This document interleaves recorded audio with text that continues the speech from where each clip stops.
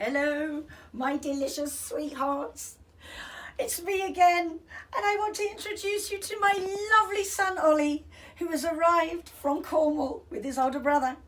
And look at him, he's got beautiful, massive hair and a bushy beard on his chinny chin chin. He's thrilled to see his mum, and now he's going to take part in one or two little videos for me, aren't you, Ollie? He loves it so much. Anyway, that aside, I want to talk about happy hormones, not just because I'm absolutely full of them, because I've got my lovely Oliver here with his hair looking like a surfer, but because I want to explain to you what can happen to your bodies if you don't have enough of them. So, if you don't have enough serotonin, which is like the cuddle hormone, love and nurture, as I've said a billion times before, if you don't have enough of that, it can actually affect building and sustaining relationships, bonding, trust. It can lead to insomnia, anxiety, feeling very lonely if you don't have enough. So it's really, really, really important, which is why I'm completely in love with these fabulous hormones. Then you've got serotonin. Now that's the one of happiness and confidence, as you know, because I've said it 20 million times and you probably feel like throwing a rock at your screens. But if you don't have enough of that, it leads to depression, mood swings, very low self-esteem, not feeling like you belong with your peers, being more susceptible to the wrong sort of peer pressure. It affects mood, anxiety levels. It can give you, if you don't have enough, you can have panic attacks actually, and it also obsessive compulsive behavior to kind of try and feel in control and on top of things. So it's so important to keep all of this deliciousness zooming, I love that word, around your bodies. Dopamine, the pleasure hormone, and reward and motivation. Now, if you don't have enough of that one, that will also lead to mood swings, massively lead to mood swings. You can't sleep, you're not motivated, you can't focus, you can't think straight, you're clouded, you've got very low self-esteem again. So all of these things are very, and dopamine, if you don't have enough of that, you have a really low attention span and a low focus. So your brain is very foggy. So it's important to keep that all surging up to the brain. And then the fourth one is endorphins, and that can give you pain relief. You know, if you don't have enough of that, you start to get aches and pains. You don't get those lovely, when endorphins are released in the body, it helps if you're feeling a little bit depressed or anxious. So very often if we don't have enough, we start to feel aches and pains. That's another way long-term mental health can show in the body. So this is why I'm always banging on about them and why I absolutely love them. So I'm going to share just a couple of tips today with you. A couple of them you can't use with epilepsy. I'll tell you which ones those are. But the beauty of all of these is that you can do them on a friends and family basis amongst yourselves, but you can also do them on yourself. And for me, whenever I work with kids, families, whoever, I think it's really important to completely talk myself out of a job and show them how to do it for themselves and explain to them why it works. I have children as little as 2 who will say to me, can I have some happy hormones? So they know how it works on that level. And that is really important to empower people, kids, whoever you're working with, to hold that space for them, to meet them where they're at, and to give them tools that they can then use for themselves when they need it. Because if you do that, guess what that leads to? You won't believe it. And this is the bit I love. It leads, sorry Ollie, I'll calm down a bit. It leads to being aware of your feelings, so self-awareness.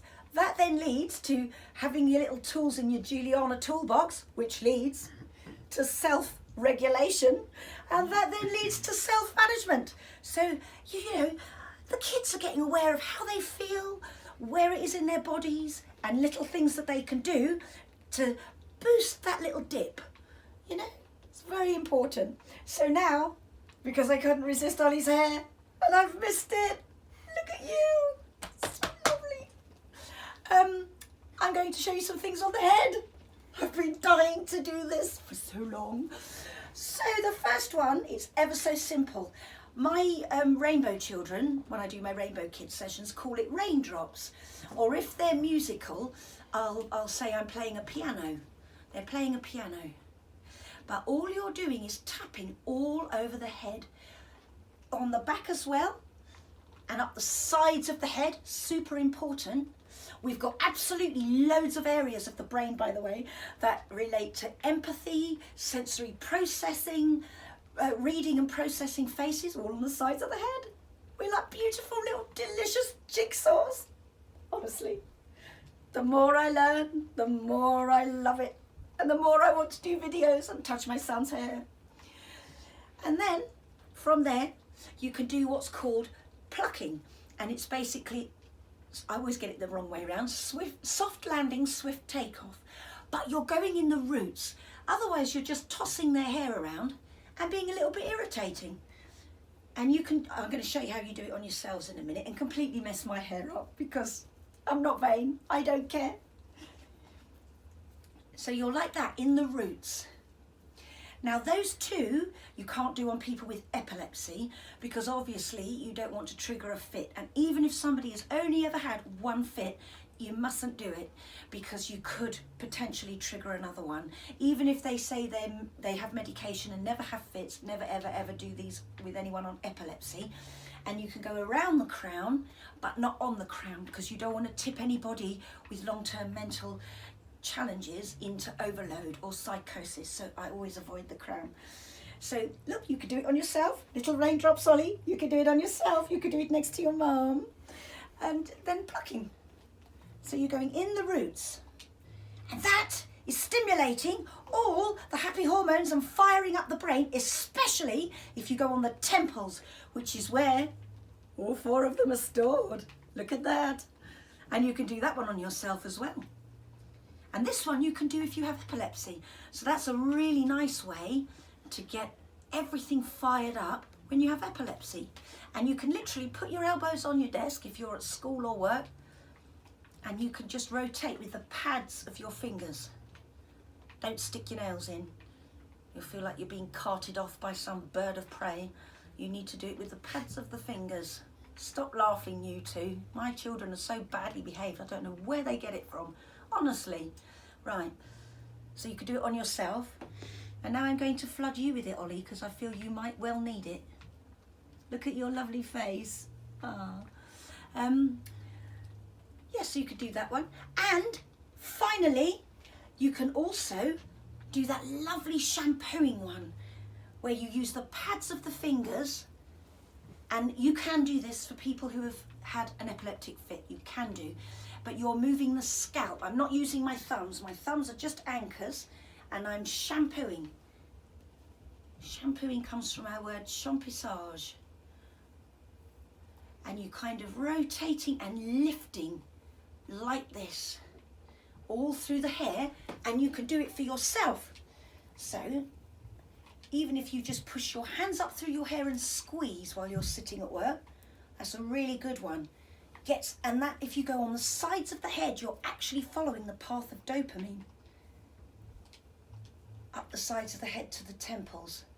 And you could easily do that, and nobody would think you were weird. They might think that one was a bit weird if you did it at work. That one you might want to do in your own house or plucking. But the temples you can easily do whenever you feel that dip. And this one, the shampooing up through the hair. You could do that one too, or just push your hands up through your hair and squeeze. And all of those things will help. But it's not going to help you having me as your mum. He's stuck with it. So I shall see you next time.